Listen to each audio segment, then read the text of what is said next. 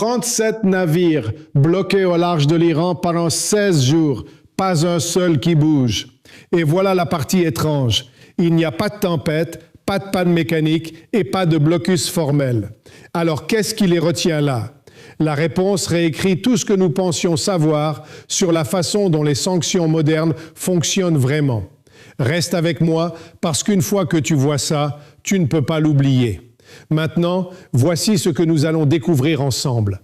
D'abord, comment un pays avec les 4e plus grandes réserves pétrolières du monde manque de stockage en 22 jours. Deuxièmement, pourquoi la Turquie, le voisin frontalier à 530 km, est soudainement en train de redessiner l'équilibre militaire du Golfe.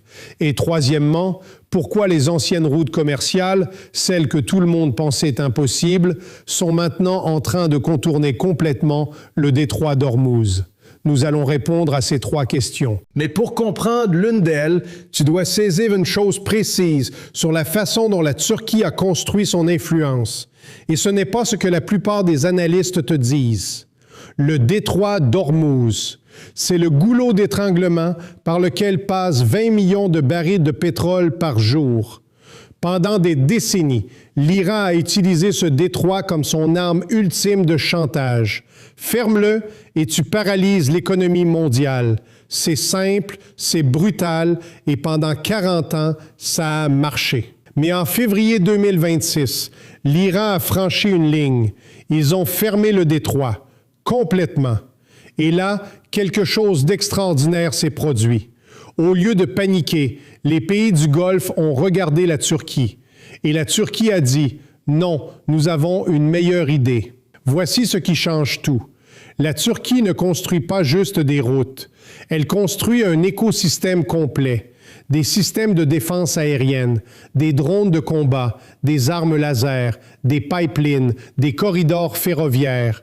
Et elle les livre à la vitesse de l'éclair à 5 pays du Golfe simultanément. L'Arabie saoudite, les Émirats arabes unis, le Koweït, le Qatar, l'Irak. Chacun reçoit exactement ce dont il a besoin pour neutraliser les menaces iraniennes. Et ce qui est choquant, c'est que ça marche. Ça marche déjà. En mai 2026, aux Émirats arabes unis, quelque chose de révolutionnaire s'est produit. Les Émirats ont signé un accord avec la Turquie pour intégrer les munitions de précision altorique sur les drones Akinci. Ce n'est pas juste une amélioration, c'est une transformation complète. Soudainement, les Émirats ont des drones qui peuvent frapper des cibles iraniennes à des centaines de kilomètres de distance, avec une précision chirurgicale, en restant en toute sécurité, hors de portée des systèmes de défense iraniens. Et tu sais quoi? Ils l'ont déjà testé. En avril, 3 drones Akinci émiratis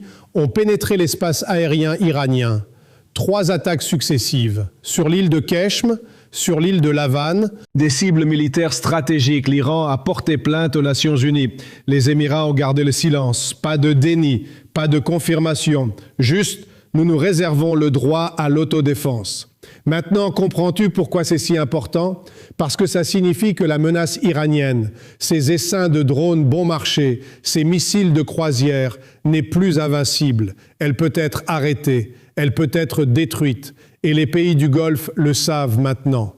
L'Arabie saoudite fait la même chose, mais différemment. Pendant des années, Riyad a dépensé des milliards en systèmes Patriot et THAAD pour combattre les essaims de drones Shahed iraniens. Un missile Patriot coûte des millions. Un drone Shahed coûte peut-être 100 000 $.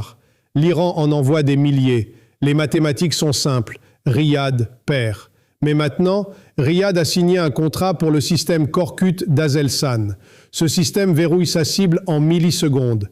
Il tire des munitions programmables de 25 mm, guidées par radar, supportées par l'IA. Les essaims de drones iraniens à basse altitude seront déchiquetés en secondes. Les nuages d'éclats les déchireront en vol. Mais Riyad ne s'est pas arrêté là. Ils ont aussi acheté les nouveaux systèmes anti-drones guidés par laser de la Turquie. Les systèmes Gesberg, Eider, Gökalp, Mirfer. Ces armes à énergie dirigée peuvent être montées sur de petits camions militaires. Aucun coup de tir. Juste un rayon de lumière intense qui incinère les drones bon marché. Soudainement, Riyad peut conserver ses missiles multimilliardaires pour les vraies menaces, les missiles balistiques, tandis que les drones bon marché sont simplement brûlés par des lasers. Le Koweït est dans une situation différente, beaucoup plus urgente. Le Koweït se trouve à seulement 100 à 200 km de la côte iranienne. C'est quelques minutes de vol pour les essaims Shahed 136. Quelques minutes. Le ministère de la Défense koweïtien a signé un accord directement avec les géants turcs de la défense. Aselsan, Havelsan, Baykar, Otokar, Yonka Shipyard. Ils veulent les drones Akinci. Ils veulent les systèmes Hissar. Le Hissar A+, couvre un rayon de 15 km. Le Hissar O+, couvre 25 à 60 km. Multicouche, impénétrable. L'aérobase Ali Al-Salem, les raffineries vitales, tout protégé. La stratégie iranienne de saturation des cieux avec des drones s'évaporera à 90% contre ce dôme d'acier turc. Le Qatar aussi, à seulement 150 km de l'Iran. Doha a signé un contrat pour les systèmes Korkut. Ces systèmes mobiles patrouillent les déserts et les côtes comme des machines tueuses. Ils tissent un filet d'acier impénétrable autour de la base aérienne d'Al-Udeid et des infrastructures critiques de Doha. Et l'Irak, partageant une frontière de 1500 km avec l'Iran. L'Irak a payé un prix excruciable en 2026.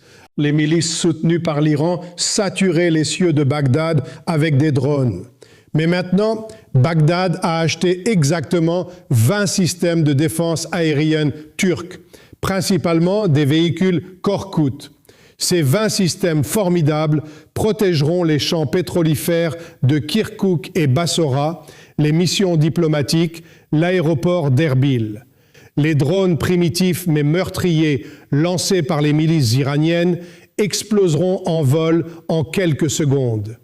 Mais voici où ça devient vraiment transformateur. Ce n'est pas juste une question d'armes, c'est une question de route, de commerce, d'économie. En février, l'Iran a fermé le détroit d'Ormuz. Ils pensaient que ça les rendrait forts, ils pensaient que ça leur donnerait du pouvoir, mais ça a déclenché quelque chose d'énorme. La Turquie et les pays du Golfe ont collaboré pour construire une alternative colossale, le projet Iraq Development Road. 24 milliards de dollars, une route et une intégration ferroviaire. Commençons au grand port de Fors à Bassora, s'étendant sur 1200 km jusqu'à la frontière turque.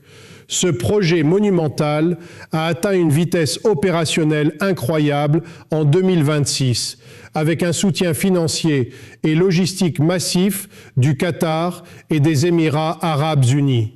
Maintenant, le pétrole du Golfe et les conteneurs voyageront en toute sécurité jusqu'à la Méditerranée via la Turquie. Complètement contourner Ormuz, complètement contourner l'Iran. Et ce n'est pas tout. Le nouveau projet de pipeline Bassora-Ceyhan, proposé d'urgence par le président de l'Agence internationale de l'énergie turque, Fatih Birol, progresse à pleine vitesse. Une ligne de vie conçue pour augmenter la capacité à des millions de barils par jour. Maintenant, pour le Koweït, le Qatar, les Émirats et l'Arabie saoudite, le voyage périlleux à travers les eaux mortelles d'Ormuz et de la mer Rouge devient une relique du passé. Plus besoin de s'incliner devant les menaces de missiles iraniens. Plus besoin de payer le tribut d'Ormuz. La Turquie a pris le contrôle du transit mondial. Et l'Iran a perdu son avantage géographique pour toujours. Mais les pertes iraniennes ne s'arrêtent pas là. Elles s'étendent bien au-delà de la logistique et du commerce. Les attaques de drones impitoyables de la garde révolutionnaire sur les cibles civiles, les infrastructures énergétiques critiques, les hôtels de luxe, les aéroports animés, ont infligé un traumatisme de menaces de sécurité indélébile à tous les pays du Conseil de coopération du Golfe. Ils ont complètement abandonné les espoirs tentatives de normalisation diplomatique. L'Iran est officiellement désigné comme l'ennemi unique et perpétuel entravant la stabilité régionale. Des milliards de dollars de capital du Golfe, effrayés par la posture agressive de l'Iran, fuient les régions risquées. Il se verse maintenant dans les ports financiers sûrs d'Istanbul et de la Turquie. Le volume du commerce non pétrolier entre la Turquie et les Émirats arabes unis a déjà dépassé 45 milliards de dollars selon les données de 2025 seules, pulvérisant tous les records précédents. Et ce taux continue de monter exponentiellement. Les forces de substitution iraniennes, autrefois l'outil principal pour façonner le Moyen-Orient, particulièrement les milices de l'axe de la résistance notoire en Irak, s'érodent jour après jour, perdant le soutien populaire, perdant le pouvoir logistique crucial. En contraste frappant, la Turquie consolide ses liens diplomatiques et militaires avec les nations du Golfe comme un câble d'acier inévitable. Pendant que l'Iran rêvait encore d'accords nucléaires et d'hégémonie régionale, il s'est soudainement réveillé à une réalité brutale. Il a aliéné tous ses voisins régionaux. Il est devenu complètement isolé. Son économie s'effondre rapidement. La Turquie, en revanche, a saisi le trône incontesté en tant que plus grand créateur de jeux au Moyen-Orient. Grâce à ses acquisitions de défense rapides, combinant technologie militaire avec renseignement civil, ses corridors de transport monumentaux, ses manœuvres stratégiques uniquement astucieuses. Dans ce jeu d'échecs géopolitiques à enjeux élevés, c'est maintenant un fait historique que le côté qui a mal joué ses pions et s'est retrouvé échec et mat est le régime de Téhéran. Les outils de chantage bon marché et primitifs de l'Iran sont maintenant destinés à se briser contre les murs haute technologie de l'industrie de la défense turque et l'encerclement stratégique impeccable d'Ankara. Alors que tous ces équilibres se déplacent si rapidement sous nos yeux, une question critique émerge. Une qui déterminera le cours futur des événements. Crois-tu que l'Iran, maintenant que sa carte maîtresse du détroit d'Ormuz a été complètement annulée par les projets du corridor du milieu turc, pourrait lancer une dernière attaque suicidaire désespérée avec ses forces de substitution régionales consommées par la panique? Où la capacité offensive et défensive immense que les pays du Golfe ont acquise avec les drones Akinci turcs et les systèmes Korkut, aussi vivement démontrés par les Émirats et l'Arabie saoudite, condamnera-t-elle plutôt l'Iran à être piégé dans ses propres frontières, s'effondrant lentement de l'intérieur? Nous attendons avec impatience tes commentaires.